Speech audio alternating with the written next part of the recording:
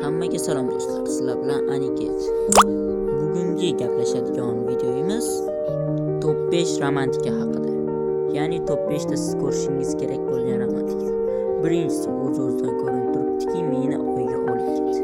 Bu animening qisqacha sujeti animeni boshlab turib, bolani yuk mashinasi urib ketadi va o'tgan vaqtida qiz uni hayotini qutqarib qoladi va undan keyin bola qizga turmush qurish taklifini beradi va birinchi seriyasidan boshlab turmush qurishadi va ular baxtli hayot kechirishadi. Animening qisqacha sujeti shu haqida bo'lsa, meni qizchamdan faqat bo'lsa.